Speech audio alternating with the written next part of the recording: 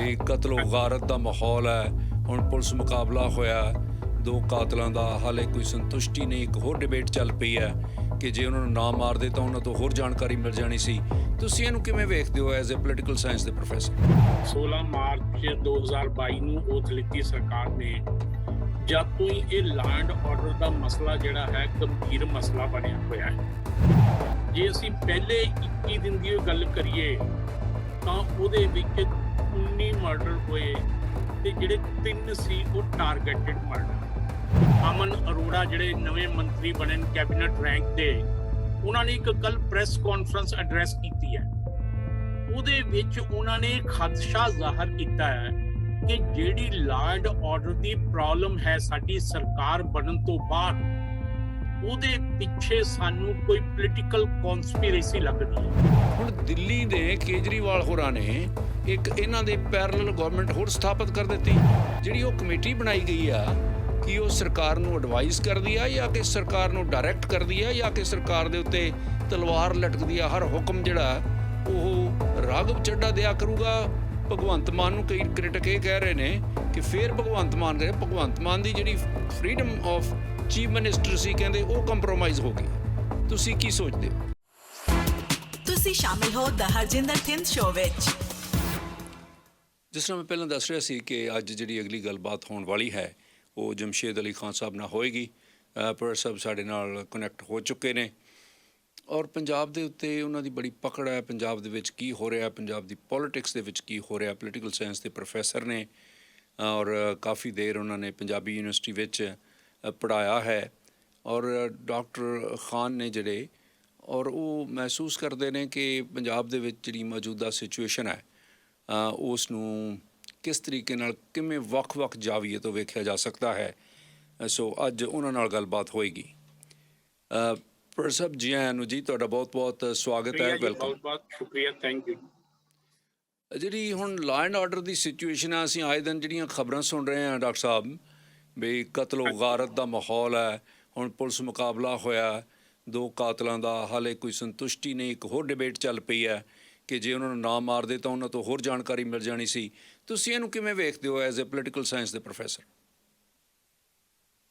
ਰੰਧਾਵਾ ਸਾਹਿਬ, ਥਿੰਦ ਸਾਹਿਬ, ਜਦ ਦੀ ਆਮ ਆਦਮੀ ਪਾਰਟੀ ਦੀ ਸਰਕਾਰ ਬਣੀ ਹੈ ਪੰਜਾਬ ਦੇ ਵਿੱਚ 16 ਮਾਰਚ 2022 ਨੂੰ ਓਥ ਲਿੱਤੀ ਸਰਕਾਰ ਨੇ, ਜਦ ਤੋਂ ਹੀ ਇਹ ਲਾਅ ਐਂਡ ਆਰਡਰ ਦਾ ਮਸਲਾ ਜਿਹੜਾ ਹੈ ਗੰਭੀਰ ਮਸਲਾ ਬਣਿਆ ਹੋਇਆ ਹੈ। ਔਰ ਥੋੜੇ ਹੀ ਸਮੇਂ ਦੇ ਵਿੱਚ ਜਿਹੜੇ ਕਈ ਤਰ੍ਹਾਂ ਦੀਆਂ ਵਾਇਲੈਂਟ ਇਨਸੀਡੈਂਟਸ ਹੋਈਆਂ। ਜੇ ਅਸੀਂ ਪਹਿਲੇ 21 ਦਿਨ ਦੀ ਗੱਲ ਕਰੀਏ ਤਾਂ ਉਹਦੇ ਵਿੱਚ 19 ਮਰਡਰ ਹੋਏ ਤੇ ਜਿਹੜੇ 3 ਸੀ ਉਹ ਟਾਰਗੇਟਡ ਮਰਡਰ। ਤਾਂ ਜਿਹੜੀਆਂ ਵਾਇਲੈਂਟ ਐਕਟੀਵਿਟੀਜ਼ ਹੈਗੀਆਂ, ਆਮ ਆਦਮੀ ਪਾਰਟੀ ਦੀ ਸਰਕਾਰ ਬਣਨ ਦੇ ਨਾਲ ਇੱਕਦਮ ਉਹਨਾਂ ਦੇ ਵਿੱਚ ਤੇਜ਼ੀ ਆ ਗਈ ਤੇ ਜਿਹੜਾ ਲਾਅ ਐਂਡ ਆਰਡਰ ਦੀ ਸਥਿਤੀ ਸੀ ਉਹ ਬਹੁਤ ਜ਼ਿਆਦਾ ਵਿਗੜੀ ਹੋਈ ਨਜ਼ਰ ਆਉਣ ਲੱਗੀ। ਇਹ ਜਿਹੜੀਆਂ ਪੁਆਇੰਟਡ ਕਿਲਿੰਗਸ ਉਹਦੇ ਵਿੱਚ ਹੈਗੀਆਂ ਜਾਂ ਦੂਸਰੀਆਂ ਕਿਲਿੰਗਸ ਹੈਗੀਆਂ ਜਾਂ ਗ੍ਰਨੇਡ ਅਟੈਕ ਹੈਗੇ, ਥ੍ਰੈਟਸ ਹੈਗੇ, ਈਵਨ ਇਹ ਵੀ ਹੈ ਕਿ ਜਿਹੜੇ ਬੜੇ ਬੜੇ ਬਿਜ਼ਨਸਮੈਨ ਹੈਗੇ ਉਹਨਾਂ ਨੂੰ ਥ੍ਰੈਟ ਮਿਲਣ ਲੱਗੇ। ਜਿਵੇਂ ਸੁਖਪਾਲ ਸਿੰਘ ਖਹਿਰਾ ਉਹਨਾਂ ਨੇ ਕਿਹਾ ਕਿ ਜਿਹੜੇ ਬੜੇ ਬੜੇ ਬਿਜ਼ਨਸਮੈਨ ਹੈਗੇ ਪੰਜਾਬ ਦੇ, ਉਹਨਾਂ ਦੇ ਵਿੱਚ ਇੰਨੀ ਜ਼ਿਆਦਾ ਇਨਸਿਕਿਉਰਿਟੀ ਆ ਗਈ, ਉਹਨਾਂ ਨੂੰ ਥ੍ਰੈਟ ਮਿਲ ਰਹੇ ਹਨ। ਇਸ ਤਰ੍ਹਾਂ ਦੀ ਜਿਹੜੀ ਲਾਅ ਐਂਡ ਆਰਡਰ ਦੀ ਜੇ ਸਿਚੁਏਸ਼ਨ ਬਣੀ ਰਹੀ, ਲੋਕਾਂ ਦੇ ਵਿੱਚ ਡਰ ਰਿਹਾ, ਤਾਂ ਪੰਜਾਬ ਦਾ ਕੀ ਬਣੇਗਾ? ਪਹਿਲਾਂ ਜਿਵੇਂ ਆਪਾਂ ਗੱਲ ਕੀਤੀ ਹੈ ਕਿ ਸ਼ੁਰੂਆਤ ਹੀ ਐਸੀ ਹੋਈ ਕਿ ਪਹਿਲੇ 21 ਦਿਨਾਂ ਦੇ ਵਿੱਚ 19 ਮਰਡਰ ਹੋ ਗਏ। 19 ਦੇ ਵਿੱਚੋਂ 3 ਜਿਹੜੇ ਸੀ ਪੁਆਇੰਟਡ ਮਰਡਰ ਸੀ। ਉਹਦੇ ਵਿੱਚੋਂ ਇੱਕ ਕਬੱਡੀ ਪਲੇਅਰ ਸੀ ਇੰਟਰਨੈਸ਼ਨਲ ਲੈਵਲ ਦਾ, ਉਹਨਾਂ ਦਾ ਮਰਡਰ ਹੋਇਆ। ਇਸੇ ਤਰ੍ਹਾਂ ਹੀ ਮੋਹਾਲੀ ਦੇ ਵਿੱਚ ਗ੍ਰਨੇਡ ਅਟੈਕ ਹੋਇਆ। ਜਾਂ ਜਿਹੜੀਆਂ ਅਸੀਂ ਇਹ ਕਹਿੰਦੇ ਹਾਂ ਕਿ ਐਂਟੀ ਸੋਸ਼ਲ ਐਲੀਮੈਂਟ ਤੇ ਐਂਟੀ ਨੈਸ਼ਨਲ ਐਲੀਮੈਂਟ ਜਿਹੜੇ ਸੀ ਉਹ ਇੱਕਦਮ ਸਰਕਾਰ ਆਉਣ ਦੇ ਨਾਲ ਐਕਟਿਵ ਹੋ ਗਏ। ਕਈ ਤਰ੍ਹਾਂ ਦੀਆਂ ਐਕਟੀਵਿਟੀਜ਼ ਹੋਈਆਂ ਖਾਲਿਸਤਾਨ ਨਾਲ ਰਿਲੇਟਿਡ। ਕਈ ਸਰਕਾਰੀ ਬਿਲਡਿੰਗਾਂ ਤੇ ਝੰਡੇ ਖਾਲਿਸਤਾਨ ਦੇ ਲਹਿਰਾਏ ਗਏ, ਕਈ ਜਗ੍ਹਾ ਨਾਅਰੇ ਲਿਖੇ ਗਏ। ਇਹ ਸਾਰਾ ਜਿਹੜਾ ਮਾਹੌਲ ਹੈ ਲਾਅ ਐਂਡ ਆਰਡਰ ਸਾਰੀਆਂ ਪੋਲੀਟੀਕਲ ਪਾਰਟੀਆਂ ਨੇ ਇਹਨੂੰ ਕ੍ਰਿਟਿਸਾਈਜ਼ ਕੀਤਾ ਕਿ ਲਾਅ ਐਂਡ ਆਰਡਰ ਜਿਹੜਾ ਹੈ ਟੋਟਲੀ ਕੋਲੈਪਸ ਹੋ ਚੁੱਕਿਆ ਹੈ ਔਰ ਪੰਜਾਬ ਦੇ ਵਿੱਚ ਇੱਕ ਡਰ ਦਾ ਮਾਹੌਲ ਹੈ। ਇਹ ਸਾਰੇ ਤੇ ਡਿਬੇਟ ਹੋਣੀ ਚਾਹੀਦੀ ਹੈ। ਹੁਣੀ ਜਿਹੜਾ ਬਜਟ ਸੈਸ਼ਨ ਹੋਇਆ ਜੂਨ ਦੇ ਵਿੱਚ, ਉਹਦੇ ਚ ਸਾਰੀਆਂ ਦੀਆਂ ਸਾਰੀਆਂ ਪੋਲੀਟੀਕਲ ਪਾਰਟੀਆਂ ਨੇ ਜਿਹੜਾ ਉੱਥੇ ਡਿਮਾਂਡ ਕੀਤੀ, ਐਡਜਰਨਮੈਂਟ ਮੋਸ਼ਨ ਉੱਥੇ ਪੇਸ਼ ਕੀਤਾ ਕਿ ਸਾਰੇ ਇਸ਼ੂਜ਼ ਨੂੰ ਛੱਡ ਕੇ ਪਹਿਲਾਂ ਲਾਅ ਐਂਡ ਆਰਡਰ ਦੇ ਇਸ਼ੂ ਨੂੰ ਜਿਹੜਾ ਹੈ ਡਿਸਕਸ ਕਰਨਾ ਚਾਹੀਦਾ ਹੈ। ਪਰ ਉਹ ਚੀਜ਼ਾਂ ਜਿਹੜੀਆਂ ਗਵਰਨਮੈਂਟ ਇਹ ਜਿਹੜੇ ਸਪੀਕਰ ਸਾਹਿਬ ਸੀ ਉਹਨਾਂ ਨੇ ਅਲਾਉ ਨਹੀਂ ਕੀਤੀ, ਜਿਹਦੀ ਵਜ੍ਹਾ ਕਰਕੇ ਜਿਹੜਾ ਸੀ ਉਹ ਸਾਰੀਆਂ ਪਾਰਟੀਆਂ ਨੂੰ ਵਾਕਆਊਟ ਕਰਨਾ ਪਿਆ। ਲੇਕਿਨ ਹੁਣ ਗਵਰਨਮੈਂਟ ਦਾ ਕੀ ਵਰਸ਼ਨ ਹੈ, ਜਿਹੜਾ ਹੁਣੀ ਕੱਲ ਪ੍ਰੈਸ ਕਾਨਫਰੰਸ ਹੋਈ ਹੈ, ਅਮਨ ਅਰੋੜਾ ਜਿਹੜੇ ਨਵੇਂ ਮੰਤਰੀ ਬਣੇ ਨੇ ਕੈਬਨਿਟ ਰੈਂਕ ਦੇ, ਉਹਨਾਂ ਨੇ ਇੱਕ ਕੱਲ ਪ੍ਰੈਸ ਕਾਨਫਰੰਸ ਐਡਰੈਸ ਕੀਤੀ ਹੈ। ਉਹਦੇ ਵਿੱਚ ਉਹਨਾਂ ਨੇ ਖਦਸ਼ਾ ਜ਼ਾਹਰ ਕੀਤਾ ਹੈ ਕਿ ਜਿਹੜੀ law and order the problem ਹੈ ਸਾਡੀ ਸਰਕਾਰ ਬਣਨ ਤੋਂ ਬਾਅਦ, ਉਹਦੇ ਪਿੱਛੇ ਸਾਨੂੰ ਕੋਈ ਪੋਲੀਟੀਕਲ ਕਨਸਪੀਰੇਸੀ ਲੱਗਦੀ ਹੈ। ਚਾਹੇ ਕੋਈ ਪੁਖਤਾ ਸਬੂਤ ਤਾਂ ਨਹੀਂ ਹੈ, ਲੇਕਿਨ ਆਮ ਆਦਮੀ ਪਾਰਟੀ ਦੀ ਸਰਕਾਰ ਬਣਨ ਤੋਂ ਬਾਅਦ ਜਿਸ ਤਰ੍ਹਾਂ ਦੀਆਂ ਇਨਸੀਡੈਂਟਸ ਲਗਾਤਾਰ ਹੋ ਰਹੀਆਂ ਹਨ, ਉਹ ਪੋਲੀਟੀਕਲ ਪੈਟਰੋਨੇਜ ਤੋਂ ਬਗੈਰ ਨਹੀਂ ਹੋ ਸਕਦੀ। ਜਿਸ ਤਰ੍ਹਾਂ ਮੁਹਾਲੀ ਦੇ ਵਿੱਚ ਗ੍ਰਨੇਡ ਅਟੈਕ ਹੋਇਆ ਰਾਕਟ ਲਾਂਚਰ ਦੇ ਨਾਲ, ਉਹ ਕਹਿੰਦਾ ਇਹ ਚੀਜ਼ਾਂ ਜਿਹੜੀਆਂ ਹੈਗੀਆਂ ਉਹ ਮੁਹੱਈਆ ਕਿਵੇਂ ਹੋ ਗਈਆਂ ਟੈਰੋਰਿਸਟਾਂ ਨੂੰ, ਲੋਕਾਂ ਨੂੰ ਕਿਵੇਂ ਮੁਹੱਈਆ ਹੋ ਗਈਆਂ, ਜਾਂ ਤਾਂ ਉਹ ਦੂਸਰੀਆਂ ਸਟੇਟਾਂ ਦੇ ਵਿੱਚੋਂ ਆਈਆਂ ਜਾਂ ਅਕ੍ਰੋਸ ਦੀ ਬਾਰਡਰ ਆਈਆਂ ਹੈਗੀਆਂ। ਜੇ ਅਕ੍ਰੋਸ ਦੀ ਬਾਰਡਰ ਆਈਆਂ ਹੈਗੀਆਂ ਤਾਂ ਇਹ ਸੈਂਟਰ ਗਵਰਨਮੈਂਟ ਦੀ ਜ਼ਿੰਮੇਵਾਰੀ ਹੈ। ਅੱਛਾ ਖਾਨ ਸਾਹਿਬ, ਤੁਸੀਂ ਇਸ ਗੱਲ 'ਤੇ ਵਿਸ਼ਵਾਸ ਕਰਦੇ ਹੋ, ਜਿਵੇਂ ਤੁਸੀਂ ਕਿਹਾ ਕਿ ਪੋਲੀਟੀਕਲ ਦਖਲ ਬਹੁਤ ਹੈ ਇਸ ਦੇ ਵਿੱਚ, ਕਿ ਸਿੱਧੂ ਮੂਸੇਵਾਲੇ ਦਾ ਕਤਲ ਸਿਆਸੀ ਕਤਲ ਹੈ? ਇਹ ਦੇਖੋ, ਸਿੱਧੂ ਮੂਸੇਵਾਲੇ ਦਾ ਕਤਲ ਬਹੁਤ ਅਨਫੋਰਚੂਨੇਟ ਇਨਸੀਡੈਂਟ ਹੈ ਔਰ ਉਹਨੇ ਸਾਰੇ ਪੰਜਾਬ ਨੂੰ ਝੰਜੋੜ ਕੇ ਰੱਖਤਾ। ਉਸ ਤੋਂ ਬਾਅਦ ਸਰਕਾਰ ਨੇ ਵੀ ਕੁਝ ਸਖਤੀ ਦਿਖਾਈ ਹੈ। ਇੱਕ ਐਂਟੀ ਗੈਂਗਸਟਰ ਜਿਹੜੀ ਉਹਨਾਂ ਨੇ ਬਣਾਇਆ ਜਿਹੜਾ ਟਾਸਕ ਫੋਰਸ, ਉਹਦੇ ਵਿੱਚ ਉਹਨਾਂ ਨੇ ਇਹ ਕੀਤਾ ਕਿ 90 ਜਿਹੜੇ ਹੈਗੇ ਗੈਂਗਸਟਰ ਉਹ ਅਰੈਸਟ ਕੀਤੇ ਨੇ ਔਰ ਬੜੀ ਸਖਤੀ ਦੇ ਨਾਲ ਇਸ ਇਸ਼ੂ ਨੂੰ ਸੋਲਵ ਕਰਨ ਦੀ ਵੀ ਕੋਸ਼ਿਸ਼ ਕੀਤੀ ਹੈ। ਜਿਵੇਂ ਤੁਸੀਂ ਪਹਿਲਾਂ ਹੀ ਕਿਹਾ ਕਿ 2 ਜਿਹੜੇ ਸ਼ੂਟਰ ਸੀ ਉਹਦੇ ਵਿੱਚ ਇਨਵੋਲਵਡ, ਉਹ ਤਾਂ ਐਨਕਾਊਂਟਰ ਦੇ ਵਿੱਚ ਮਾਰੇ ਗਏ, ਤੇ 4 ਜਿਹੜੇ ਸੀ ਉਹਨਾਂ ਨੂੰ ਅਰੈਸਟ ਕੀਤਾ, ਉਹਨਾਂ ਦੀ ਇੰਟੈਰੋਗੇਸ਼ਨ ਚੱਲ ਰਹੀ ਹੈ। ਤਾਂ ਜੋ government the point of view ਹੈ ਜਾਂ ਗਵਰਨਮੈਂਟ ਦਾ ਪੱਖ ਹੈ, ਉਹਨਾਂ ਦਾ ਇਹ ਕਹਿਣਾ ਕਿ ਇੱਕ ਤਾਂ ਇਹਦੇ ਪਿੱਛੇ ਕੋਈ ਨਾ ਕੋਈ ਸਿਆਸਤ ਜ਼ਰੂਰ ਹੈ ਪੋਲੀਟੀਕਲ ਪਾਰਟੀਆਂ ਦੀ, ਅਦਰਵਾਈਜ਼ ਇੱਕਦਮ ਇਹ ਜਿਹੜੇ ਗੈਂਗਸਟਰ ਦਾ ਐਕਟਿਵ ਹੋ ਜਾਣਾ, ਐਂਟੀ ਨੈਸ਼ਨਲ ਫੋਰਸਿਸ ਦਾ ਐਕਟਿਵ ਹੋ ਜਾਣਾ, ਇਹ ਕੋਈ ਆਪਣੇ ਆਪ ਨਹੀਂ ਹੋਇਆ, ਬਲਕਿ ਇਹਨੂੰ ਪੋਲੀਟੀਕਲ ਪੈਟਰੋਨੇਜ ਮਿਲੀ ਹੈ। ਇਹਦੇ ਪਿੱਛੇ ਕੋਈ ਨਾ ਕੋਈ ਪਾਰਟੀਆਂ ਦਾ ਹੱਥ ਹੈ, ਸਿਆਸਤ ਹੈ। ਇਹ ਉਹਨਾਂ ਨੇ ਖਦਸ਼ਾ ਜ਼ਾਹਰ ਕੀਤਾ ਅਮਨ ਅਰੋੜਾ ਉਹਨਾਂ ਨੇ। ਹਾਲਾਂਕਿ ਉਹਨਾਂ ਨੇ ਇਹ ਵੀ ਕਿਹਾ ਕੱਲ ਕਿ ਸਾਡੇ ਕੋਲੇ ਪ੍ਰੂਫ ਕੋਈ ਨਹੀਂ ਹੈ, ਪਰ ਜਿਸ ਤਰ੍ਹਾਂ ਦੀਆਂ ਐਕਟੀਵਿਟੀਜ਼ ਹੋਈਆਂ ਉਹਦੇ ਤੋਂ ਕਲੀਅਰ ਲੱਗਦਾ ਹੈ ਕਿ ਇਹ ਜਿਹੜੀ ਪੋਲੀਟੀਕਲ ਪੈਟਰੋਨੇਜ ਤੋਂ ਬਗੈਰ ਗੱਲਾਂ ਨਹੀਂ ਹੋ ਸਕਦੀਆਂ। ਔਰ ਸਰਕਾਰ ਨੇ, ਕਿਉਂਕਿ ਇੱਕ ਬੜੀ ਹੋਰ ਅਨਫੋਰਚੂਨੇਟ ਗੱਲ ਵੀ ਹੋਈ ਕਿ ਈਵਨ ਚੀਫ ਮਿਨਿਸਟਰ ਵਾਜ਼ ਨਾਟ ਫੀਲਿੰਗ ਸੇਫ। ਭਗਵੰਤ ਮਾਨ ਉਹਨਾਂ ਨੇ ਪ੍ਰੈਸ ਕਾਨਫਰੰਸ ਕਰਕੇ ਇਹ ਕਿਹਾ ਜੂਨ ਦੇ ਮਹੀਨੇ ਦੇ ਵਿੱਚ ਕਿ ਮੈਨੂੰ ਵੀ ਆਪਣੀ ਲਾਈਫ ਦੇ ਥ੍ਰੈਟ ਮਿਲੇ ਹੈਗੇ। ਕਾਂਗਰਸ ਵਾਲਿਆਂ ਨੇ ਜਦ ਰੇਜ਼ ਕੀਤਾ ਕਿ ਇਹ ਇਸ਼ੂ ਡਿਸਕਸ ਕਰਨਾ ਚਾਹੀਦਾ ਹੈ, ਬਹੁਤ ਇੰਪੋਰਟੈਂਟ ਇਸ਼ੂ ਹੈ, ਸਾਰੀ ਸਟੇਟ ਨੂੰ ਕੰਸਰਨ ਕਰਦਾ ਹੈ, ਪਰ ਉਹਨਾਂ ਨੇ ਕਿਹਾ ਕਿ ਇਹ ਮਸਲਾ ਸਬ ਜੁਡਿਸ ਹੈ, ਇਸ ਕਰਕੇ ਇਹਦੇ ਤੇ ਬਹਿਸ ਨਹੀਂ ਹੋ ਸਕਦੀ। ਪਰ ਜਿਹੜੇ ਪ੍ਰਤਾਪ ਬਾਜਵਾ ਹੈਗੇ CLP ਦੇ ਲੀਡਰ, ਉਹਨਾਂ ਨੇ ਕਿਹਾ ਕਿ ਠੀਕ ਹੈ, ਲਾਅ ਐਂਡ ਆਰਡਰ ਦਾ ਮਸਲਾ ਸਬ ਜੁਡਿਸ ਹੈ, ਲੇਕਿਨ ਜਦ ਚੀਫ ਮਿਨਿਸਟਰੀ ਅੰਡਰ ਥ੍ਰੈਟ ਹੋਵੇ ਤੇ ਸਾਡੇ ਕਾਂਗਰਸ ਦਾ ਇੱਕ ਲੀਡਰ OP ਸੋਨੀ, ਉਹਨੂੰ ਵੀ ਥ੍ਰੈਟ ਆ ਰਹੇ ਹਨ, ਬਿਜ਼ਨਸਮੈਨ ਜਿਹੜੇ ਹੈਗੇ ਉਹਨਾਂ ਨੂੰ ਥ੍ਰੈਟ ਆ ਰਹੇ ਹਨ। ਇਹ ਚੀਜ਼ਾਂ ਸੀਰੀਅਸਲੀ ਲੈਣੀਆਂ ਚਾਹੀਦੀਆਂ ਤੇ ਇਹਦੇ ਤੇ ਬਹਿਸ ਹੋਣੀ ਚਾਹੀਦੀ ਹੈ। ਅੱਛਾ ਪਰ ਸਾਹਿਬ, ਇਹ ਵੀ ਦੱਸੋ ਸਾਨੂੰ ਵੀ ਇਹ ਜਿਹੜੀ ਕਤਲੋਗਾਰਤ ਹੈ, ਇਹ ਜਿਹੜੀ law and order the situation ਖਰਾਬ ਹੋਈ ਹੈ, ਇਹਦੇ ਲਈ ਸਰਕਾਰ ਜ਼ਿੰਮੇਵਾਰ ਹੈ ਜਾਂ ਕਿ ਪੁਲਿਸ ਨੂੰ ਅਸੀਂ ਵੱਖਰਾ ਕਰਕੇ ਵੇਖਦੇ ਹਾਂ ਕਿ ਪੁਲਿਸ ਦੀ ਨਾ ਅਹਿਲੀਅਤ ਹੈ? ਕਿਉਂਕਿ DGP ਤੁਸੀਂ ਵੇਖੋ, ਕਿੰਨੇ DGP ਬਦਲ ਦਿੱਤੇ ਗਏ ਔਰ ਹੁਣ ਜਿਹੜਾ ਨਵੇਂ ਡੀਜੀਪੀ ਆਏ ਨੇ, ਇਹਨਾਂ ਡੀਜੀਪੀ ਸਾਹਿਬ ਨੇ ਵੀ ਮੈਂ ਸੁਣਿਆ ਕਿ ਹਾਲੇ ਇਹ ਸਿਲੈਕਸ਼ਨ ਹੋਣੀ ਆ, ਇਹ ਵੀ ਟੈਂਪਰੇਰੀ ਨੇ, ਕੋਈ ਲਿਸਟ ਗਈ ਹੋਈ ਆ ਕੇਂਦਰ ਦੀ ਸਰਕਾਰ ਨੂੰ, ਉਹਨਾਂ ਦੇ ਵਿੱਚੋਂ ਚੁਣੇ ਜਾਣੇ ਨੇ। ਤੁਸੀਂ ਪੁਲਿਸ ਨੂੰ ਵੇਖਦੇ ਹੋ, ਇਹਦੇ ਵਿੱਚ ਜ਼ਿੰਮੇਵਾਰੀ ਪੁਲਿਸ ਦੀ ਹੈ ਜਾਂ ਕਿ ਸਮੁੱਚੇ ਤੌਰ 'ਤੇ ਸਿਆਸੀ ਰਿਸਪੌਂਸਿਬਿਲਿਟੀ ਬਣਦੀ ਹੈ? ਦੇਖੋ, ਜਿਹੜੀ ਜ਼ਿੰਮੇਵਾਰੀ ਹੁੰਦੀ ਹੈ ਉਹ ਤਾਂ ਪੋਲੀਟੀਕਲ ਐਗਜ਼ੈਕਟਿਵ ਦੀ ਹੁੰਦੀ ਹੈ। ਜਿਹੜੀ ਬਿਊਰੋਕ੍ਰੇਸੀ ਜਾਂ ਪੁਲਿਸ ਹੈ ਉਹ ਤਾਂ ਮੁਲਾਜ਼ਮ ਹੈਗੇ, ਜਿਸ ਤਰ੍ਹਾਂ ਦੀਆਂ ਉਹਨਾਂ ਨੂੰ ਡਾਇਰੈਕਸ਼ਨਸ ਹੋਏ ਹੁੰਦੀਆਂ ਉਸ ਤਰ੍ਹਾਂ ਦਾ ਕੰਮ ਹੋਏਗਾ। ਜਿਵੇਂ ਤੁਸੀਂ ਖੁਦ ਹੀ ਕਿਹਾ ਕਿ ਇੰਨੇ ਥੋੜੇ ਜਿਹੇ ਸਮੇਂ ਦੇ ਵਿੱਚ, ਅਜੇ 4 ਮਹੀਨੇ ਵੀ ਨਹੀਂ ਹੋਏ, 7 ਡੀਜੀਪੀ ਬਦਲੇ ਗਏ। ਔਰ ਅਸੀਂ ਰੋਜ਼ ਦੇਖਦੇ ਹਾਂ ਲੰਬੀ ਫਹਿਰਿਸਤ ਆਉਂਦੀ ਹੈ ਕਿ ਐਸਐਸਪੀ ਬਦਲੇ ਗਏ, ਡੀਐਸਪੀ ਬਦਲੇ ਗਏ, ਥਾਣੇਦਾਰ ਬਦਲੇ ਗਏ। ਇੰਨੀਆਂ ਫ੍ਰੀਕੁਐਂਟ ਚੇਂਜਸ ਜਿਹੜੀਆਂ ਹੈਗੀਆਂ, ਇਹ ਵੀ ਮੇਰਾ ਖਿਆਲ ਐਡਮਿਨਿਸਟ੍ਰੇਸ਼ਨ ਵਾਸਤੇ ਕੋਈ ਅੱਛੀ ਗੱਲ ਨਹੀਂ ਹੈ। ਕੋਈ ਨਾ ਕੋਈ ਸਟੈਬਿਲਿਟੀ ਹੋਣੀ ਚਾਹੀਦੀ ਹੈ ਪੁਲਿਸ ਦੀ ਵੀ, ਤਾਂ ਹੀ ਉਹ ਐਕਸ਼ਨ ਕਰ ਪਾਏਗੀ। ਜਦ ਕਿਸੇ ਇੱਕ ਅਫਸਰ ਨੂੰ ਗੱਲ ਸਮਝ ਆਉਣ ਲੱਗਦੀ ਹੈ ਤਾਂ ਦੂਸਰਾ ਅਫਸਰ ਆ ਜਾਂਦਾ, ਦੂਸਰੇ ਨੂੰ ਆਉਣ ਲੱਗਦੀ ਹੈ ਤਾਂ ਤੀਸਰਾ ਆ ਜਾਂਦਾ ਹੈ। ਦੇਖੋ, ਅਲਟੀਮੇਟ ਜਿਹੜੀ ਜ਼ਿੰਮੇਵਾਰੀ ਹੁੰਦੀ ਹੈ, ਚਾਹੇ ਤੁਸੀਂ ਜਿਹਨੂੰ ਮਰਜ਼ੀ ਐਕਿਊਜ਼ ਕਰ ਲਓ, ਅੰਦਰ ਖਾਤੇ ਇਹ ਵੀ ਗੱਲ ਕਈ ਵਾਰੀ ਚੱਲਦੀ ਹੈ ਕਿ ਜਿਹੜੀ ਪੁਲਿਸ ਹੈ ਉਹ ਆਮ ਆਦਮੀ ਪਾਰਟੀ ਦੀ ਸਰਕਾਰ ਨੂੰ ਪੂਰੀ ਤਰ੍ਹਾਂ ਕੋਆਪਰੇਟ ਨਹੀਂ ਕਰਦੀ। ਇਹ ਚਾਹੇ ਸਰਕਾਰ ਨਹੀਂ ਕਹਿੰਦੀ, ਪਰ ਆਮ ਲੋਕ ਕਈ ਵਾਰੀ ਇਹ ਗੱਲ ਕਰਦੇ ਹੈਗੇ। ਸਰਕਾਰ ਦੀ ਗੱਲ ਨਹੀਂ, ਆਫੀਸ਼ੀਅਲ ਵਰਸ਼ਨ ਕੋਈ ਨਹੀਂ ਹੈ। ਜਾਂ ਸਰਕਾਰ ਨੇ, ਆਮ ਆਦਮੀ ਪਾਰਟੀ ਦੇ ਇੱਕ ਮਿਨਿਸਟਰ ਨੇ ਕੱਲ ਪ੍ਰੈਸ ਕਾਨਫਰੰਸ ਕਰਕੇ ਓਪਨਲੀ ਕਹਿਤਾ ਕਿ ਇਹਦੇ ਪਿੱਛੇ ਸਿਆਸਤ ਹੈ, ਇਹਦੇ ਪਿੱਛੇ ਪੋਲੀਟੀਕਲ ਪੈਟਰੋਨੇਜ ਹੈ। ਜਿਹੜੀਆਂ ਸਾਡੀਆਂ ਆਪੋਜ਼ਿਟ ਪਾਰਟੀਆਂ ਹੈਗੀਆਂ ਉਹ ਇਹਨਾਂ ਨੂੰ ਫੋਮੈਂਟ ਕਰ ਰਹੀਆਂ, ਉਹ ਇਹਨੂੰ ਭੜਕਾ ਰਹੀਆਂ, ਲਾਅ ਐਂਡ ਆਰਡਰ ਸਿਚੁਏਸ਼ਨ ਨੂੰ ਕਿਉਂ ਭੜਕਾ ਰਹੀਆਂ, ਤਾਂ ਕਿ ਸਾਡੀ ਸਰਕਾਰ ਨੂੰ ਬਦਨਾਮ ਕੀਤਾ ਜਾ ਸਕੇ। ਪਰ ਇਹ ਤਾਂ ਤੁਸੀਂ ਭਲੀ ਭਾਂਤ ਸਮਝਦੇ ਹੋ ਡਾਕਟਰ ਸਾਹਿਬ ਵੀ ਆਪਣੇ ਗਲੋਂ ਗੁਲਾਮਾਂ ਲਾਉਣ ਲਈ ਵਿਰੋਧੀ ਪਾਰਟੀਆਂ ਦੇ ਚਿੱਕੜ ਸੁੱਟ ਦੇਣਾ ਜਾਂ ਉਹਨਾਂ 'ਤੇ ਜ਼ਿੰਮੇਵਾਰੀ ਸੁੱਟ ਦੇਣੀ, ਇਹ ਬੜੀ ਪੁਰਾਣੀ ਪ੍ਰੈਕਟਿਸ ਰਹੀ ਆ। ਹਕੀਕਤ ਕੀ ਆ?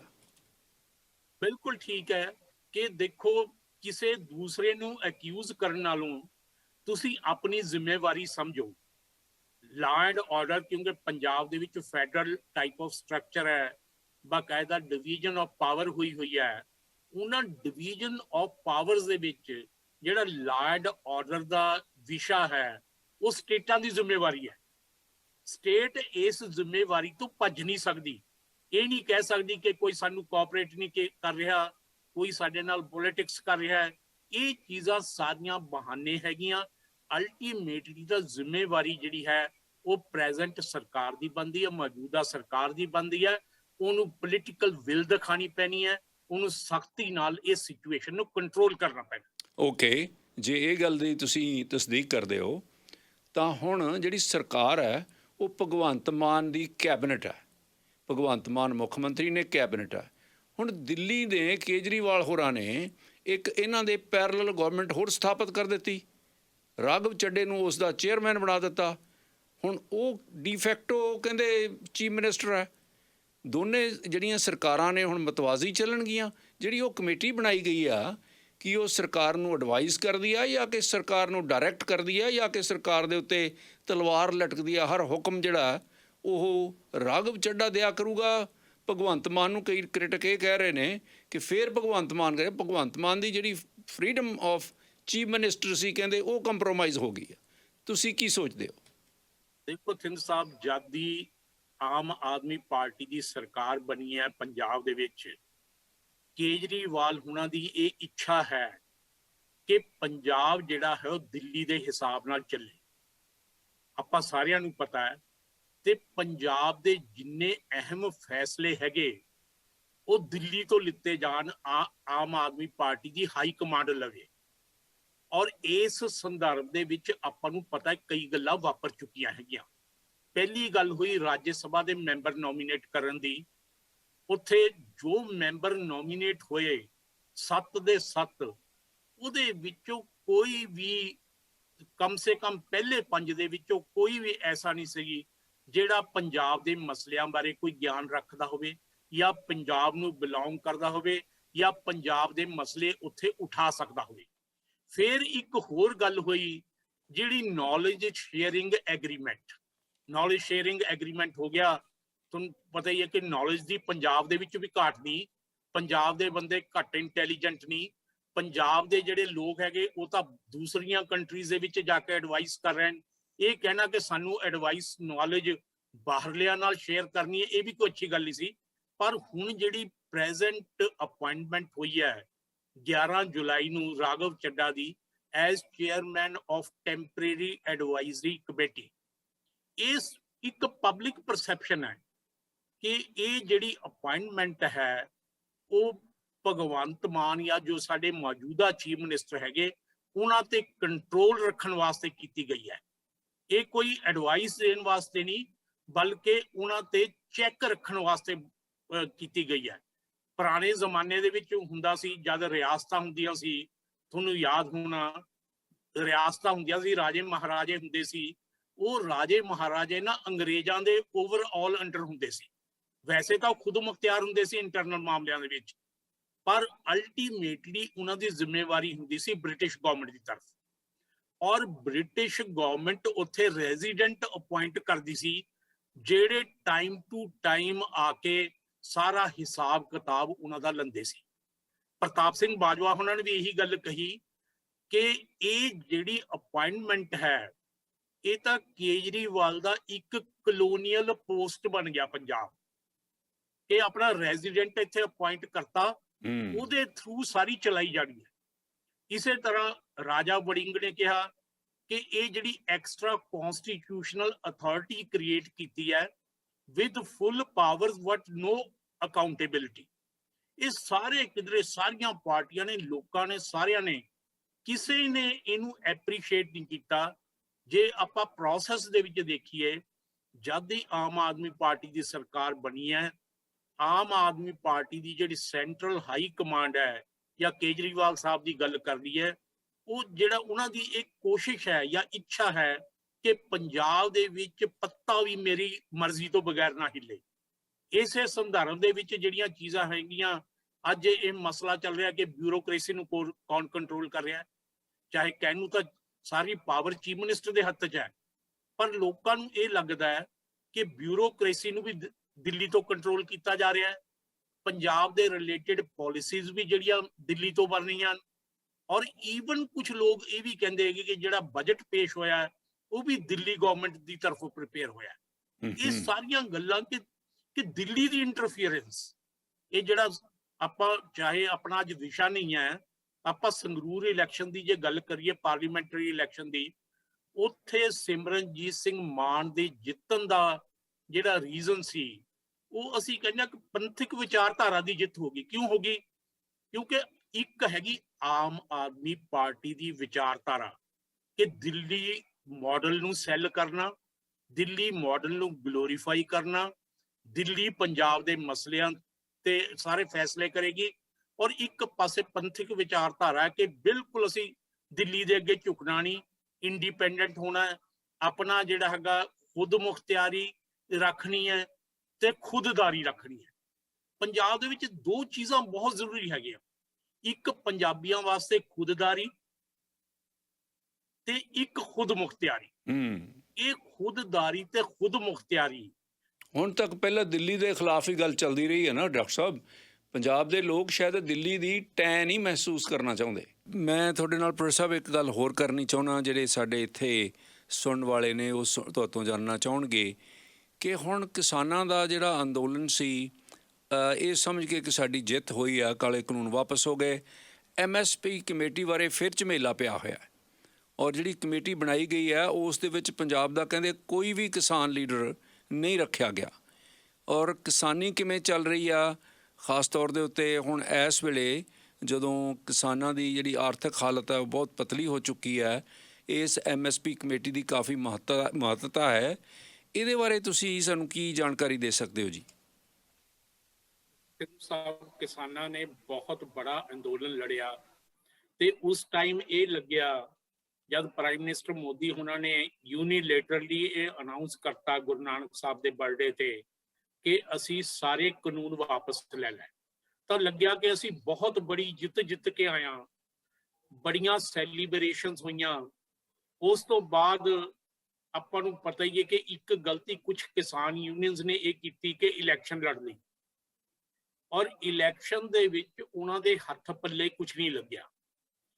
ਰਾਜੇਵਾਲ ਸਾਹਿਬ ਦਾ ਜੋ ਸਟੇਚਰ ਉਸ ਟਾਈਮ ਇੰਟਰਨੈਸ਼ਨਲ ਲੈਵਲ ਦਾ ਬਣ ਗਿਆ ਸੀ, ਇੰਨਾ ਪ੍ਰੈਸ਼ਰ ਸੀ ਉਹਨਾਂ ਦੇ ਹੱਥ ਦੇ ਵਿੱਚ, ਜਦ ਖੰਨੇ ਤੋਂ ਉਹਨਾਂ ਨੇ ਚੋਣ ਲੜੀ, ਬਾਕੀ ਉਹਨਾਂ ਦੇ ਸਾਥੀਆਂ ਨੇ ਵੀ ਲੜੀ, ਤਾਂ ਸਿਰਫ 4000 ਦੇ ਤਕਰੀਬਨ ਹੀ ਵੋਟਾਂ ਪਈਆਂ। ਸਾਰੀਆਂ ਕੌਂਸਟੀਚੁਐਂਸੀਜ਼ ਤੇ ਉਹਨਾਂ ਦੇ ਕੈਂਡੀਡੇਟਸ ਨੂੰ ਕੋਈ ਰਿਸਪੌਂਸ ਨਹੀਂ ਮਿਲਿਆ। ਇੱਕ ਬੰਦਾ ਸਿਰਫ ਦੂਸਰੇ ਨੰਬਰ ਤੇ ਆਇਆ 117 ਸੀਟਾਂ ਦੇ ਵਿੱਚੋਂ, ਲੱਖਾ ਸਧਾਣਾ, ਉਹ ਵੀ ਆਪਣੇ ਦਮ ਤੇ ਹੁਣ ਜਿਹੜਾ ਲੱਗਿਆ ਕਿਸਾਨਾਂ ਨੂੰ ਇਸ ਟਾਈਮ ਆ ਕੇ, ਜਦ ਉਹਦੇ ਵਿੱਚ MSP ਦੀ ਗੱਲ ਸੀ, ਜਦ ਉਹ ਜਿਹੜੇ ਕਾਨੂੰਨ ਵਾਪਸ ਲਿੱਤੇ, ਤੇ ਜਿਹੜੀ ਉਸ ਟਾਈਮ ਗੱਲ ਹੋਈ ਉਹਦੇ ਮੁਤਾਬਕ ਇਹ ਸੀ ਕਿ MSP ਕਮੇਟੀ ਬਣੇਗੀ, ਉਹ ਡਿਸਾਈਡ ਕਰੇਗੀ ਕਮੇਟੀ, ਉਹਦੇ ਵਿੱਚ ਇਕੁਅਲ ਨੰਬਰ ਆਫ ਕਿਸਾਨਾਂ ਦੇ ਰਿਪਰੈਜ਼ੈਂਟੇਟਿਵ ਹੋਣਗੇ, ਉਨੇ ਜਿਹੜੇ ਸਰਕਾਰ ਦੇ ਹੋਣਗੇ। ਉਹ MSP ਦੇ ਬਾਰੇ ਡਿਸਾਈਡ ਕਰਨਗੇ ਕਿ ਉਹਨੂੰ ਕਾਨੂੰਨੀ ਦਰਜਾ ਕਿਵੇਂ ਦੇਣਾ ਹੈ, ਕਿਉਂਕਿ MSP ਦਾ ਇਸ਼ੂ ਬਹੁਤ ਇੰਪੋਰਟੈਂਟ ਇਸ਼ੂ ਹੈ। ਜਿੱਥੇ MSP ਨਹੀਂ ਹੈ ਉੱਥੇ ਫਸਲਾਂ ਰੁਲਦੀਆਂ ਫਿਰਦੀਆਂ, ਕਿਸਾਨਾਂ ਨੂੰ ਉਹਨਾਂ ਦਾ ਮੁੱਲ ਨਹੀਂ ਮਿਲਦਾ। ਪੰਜਾਬ ਲੱਕੀਲੀ ਉਹਨਾਂ ਸਟੇਟਾਂ ਦੇ ਵਿੱਚ ਕੁਝ ਜਿੱਥੇ ਫਸਲਾਂ ਤੇ MSP ਮਿਲਦਾ ਹੈ, ਇਸ ਕਰਕੇ ਕਿਸਾਨਾਂ ਦੀ ਫਸਲ ਦਾ ਮਾੜਾ ਮੋਟਾ ਉਹਨਾਂ ਨੂੰ ਮੁੱਲ ਮਿਲ ਜਾਂਦਾ ਹੈ। ਲੇਕਿਨ ਜਿਹੜੀ MSP ਦੇ ਬਾਰੇ ਹੁਣ ਕਮੇਟੀ ਬਣੀ ਹੈ, ਉਹਦੇ ਵਿੱਚ ਪੰਜਾਬ ਦੇ ਵਿੱਚੋਂ ਇੱਕ ਵੀ ਰਿਪਰੈਜ਼ੈਂਟੇਟਿਵ ਨਹੀਂ ਲਿੱਤਾ ਗਿਆ। ਹਾਲਾਂਕਿ ਜੇ ਐਗਰੀਕਲਚਰ ਦੇ ਪੁਆਇੰਟ ਆਫ ਵਿਊ ਤੋਂ ਦੇਖੀਏ ਤਾਂ ਪੰਜਾਬ ਸਭ ਤੋਂ ਇੰਪੋਰਟੈਂਟ ਸਟੇਟ ਹੈ। ਇੱਥੋਂ ਹੀ ਸਭ ਤੋਂ ਜ਼ਿਆਦਾ ਵੀਟ ਪ੍ਰੋਡਿਊਸ ਹੁੰਦੀ ਹੈ, ਰਾਈਸ ਪ੍ਰੋਡਿਊਸ ਹੁੰਦਾ ਹੈ। ਸੈਂਟਰਲ ਪੂਲ ਦੇ ਵਿੱਚ ਜਿੰਨਾ ਅਸੀਂ ਕੰਟਰੀਬਿਊਟ ਕਰਦੇ ਹਾਂ, ਸ਼ਾਇਦ ਕੋਈ ਹੋਰ ਸਟੇਟ ਨਾ ਕਰਦੀ ਹੋਵੇ। ਔਰ ਅੰਦੋਲਨ ਦੇ ਵਿੱਚ ਵੀ ਜਿੰਨਾ ਵੱਧ ਚੜ ਕੇ ਪੰਜਾਬ ਨੇ ਹਿੱਸਾ ਲਿੱਤਾ, ਸ਼ਾਇਦ ਉਹ ਹੋਰਾਂ ਸਟੇਟਾਂ ਦੀ ਉਨੀ ਸ਼ਮੂਲੀਅਤ ਨਾ ਹੋਵੇ। ਲੇਕਿਨ ਐਡਾ ਬੜਾ ਅੰਦੋਲਨ ਲੜਨ ਤੋਂ ਬਾਅਦ ਔਰ ਇਹ ਮਹਿਸੂਸ ਕਰਨ ਤੋਂ ਬਾਅਦ ਕਿ ਸਾਡੀ ਜਿੱਤ ਹੋਈ ਹੈ, ਲੇਕਿਨ ਜਦ ਗੱਲਾਂ ਟੇਬਲ ਤੇ ਆ ਗਈਆਂ, ਫਿਰ ਇਹ ਲੱਗਿਆ ਕਿ ਅਸੀਂ ਤਾਂ ਠੱਗੇ ਮਹਿਸੂਸ ਕਰ ਰਹੇ ਹਾਂ। ਜਿਹੜੀ MSP ਕਮੇਟੀ ਹੈ, ਉਹਦੇ ਵਿੱਚ ਪੰਜਾਬ ਦਾ ਕੋਈ ਰਿਪਰੈਜ਼ੈਂਟੇਟਿਵ ਨਹੀਂ ਹੈ। ਹਾਲਾਂਕਿ ਹੁਣ ਪੋਲੀਟੀਕਲ ਪਾਰਟੀਆਂ ਉੱਥੇ ਇਸ਼ੂ ਉਠਾ ਰਹੀਆਂ ਹੈਗੀਆਂ। ਮੈਂ ਦੇਖ ਰਿਹਾ ਸੀ ਸ਼੍ਰੋਮਣੀ ਅਕਾਲੀ ਦਲ ਨੇ ਵੀ ਇਹ ਇਸ਼ੂ ਉਠਾਇਆ ਹੈ, ਆਮ ਆਦਮੀ ਪਾਰਟੀ ਨੇ ਵੀ ਉਠਾਇਆ ਹੈ ਕਿ ਪੰਜਾਬ ਤੋਂ ਜਿਹੜਾ ਰਿਪਰੈਜ਼ੈਂਟੇਟਿਵ ਕਿਉਂ ਨਹੀਂ ਲਿੱਤੇ ਗਿਆ, ਇਹਨੂੰ ਕਿਉਂ ਅਨਰਿਪਰੈਜ਼ੈਂਟਡ ਛੱਡਿਆ ਗਿਆ। ਲੇਕਿਨ ਹੁਣ ਅਗਰ ਕਿਸਾਨ ਅੰਦੋਲਨ ਲਾਂਚ ਕਰਨ ਦੀ ਜਿਹੜੀ ਕੋਸ਼ਿਸ਼ ਕਰਨਗੇ ਤਾਂ ਉਹ ਇੰਨਾ ਆਸਾਨ ਨਹੀਂ ਹੋਣਾ। ਜਿਸ ਲੈਵਲ ਤੇ ਪਹਿਲਾਂ ਚਲਿਆ ਗਿਆ ਸੀ, ਸ਼ਾਇਦ ਉਸ ਲੈਵਲ ਤੇ ਜਾਣ ਨੂੰ ਬਹੁਤ ਟਾਈਮ ਲੱਗੇ। ਇਹ ਜਿਹੜਾ ਹੈਗਾ ਬਹੁਤ ਬੜਾ ਇੰਪੋਰਟੈਂਟ ਮਸਲਾ ਪੰਜਾਬ ਦੇ ਵਿੱਚ ਫੇਰ ਖੜਾ ਹੋ ਗਿਆ ਕਿਸਾਨੀ ਨੂੰ ਲੈ ਕੇ, ਜਿਹੜਾ ਸਾਨੂੰ ਲੱਗਦਾ ਸੀ ਕਿ ਬੜੀ ਮੁਸ਼ਕਲ ਹੱਲ ਹੋਇਆ ਹੈ, ਸਾਡੇ ਫੇਵਰ ਦੇ ਵਿੱਚ ਹੱਲ ਹੋਇਆ ਹੈ। ਲੇਕਿਨ ਇਹ ਜਿਹੜੀ MSP ਵਾਲਾ ਇਸ਼ੂ ਹੈ, ਇਹਨੇ ਫੇਰ ਕਿਸਾਨਾਂ ਨੂੰ ਲਿਆ ਕੇ ਸੜਕਾਂ ਤੇ ਬਿਠਾਤਾ। ਇਹ ਜਿਹੜਾ ਸਾਰਾ ਮਸਲਾ ਚੱਲ ਰਿਹਾ ਹੈ ਇਹਦੇ ਵਿੱਚ। ਬਹੁਤ ਬਹੁਤ ਮਿਹਰਬਾਨੀ ਜੀ ਤੁਹਾਡੀ, ਬਹੁਤ ਸ਼ੁਕਰੀਆ। ਆਪਣੇ ਕੋਲ ਅੱਜ ਸੀਮਿਤ ਟਾਈਮ ਹੈ, ਫਿਰ ਵੀ ਤੁਹਾਡੇ ਨਾਲ ਮੁਲਾਕਾਤ ਹੋਏਗੀ। ਹਾਲੇ ਬਹੁਤ ਸਾਰੇ ਇਸ਼ੂਜ਼ ਨੇ ਜਿਹੜੇ ਰਹਿ ਗਏ। Thank you. Doctor Jamshed Ali Khan Sahib ਗੱਲਬਾਤ ਕਰ ਰਹੇ ਸਨ, ਜਿਹੜੇ ਕਿ ਪੰਜਾਬੀ ਯੂਨੀਵਰਸਿਟੀ ਪਟਿਆਲੇ ਦੇ ਵਿੱਚ ਪ੍ਰੋਫੈਸਰ ਸਨ, ਡੀਨ ਸਨ ਦਰਅਸਲ। ਸੋ ਇਹਨਾਂ ਦੀ ਪੰਜਾਬ ਦੇ ਵੱਖ-ਵੱਖ ਇਸ਼ੂਜ਼ ਦੇ ਉੱਤੇ ਬਹੁਤ ਪਕੜ ਹੈ। ਸਮੇਂ-ਸਮੇਂ ਸਿਰ ਆ ਕੇ ਉਹ ਸਾਨੂੰ ਪੰਜਾਬ ਦੀ ਜਿਹੜੀ ਸਿਚੁਏਸ਼ਨ ਹੈ ਉਸ ਦੇ ਉੱਤੇ ਆਗਾਹ ਕਰਦੇ ਰਹਿੰਦੇ ਨੇ। ਬਹੁਤ ਬਹੁਤ ਸ਼ੁਕਰੀਆ ਉਹਨਾਂ ਦਾ।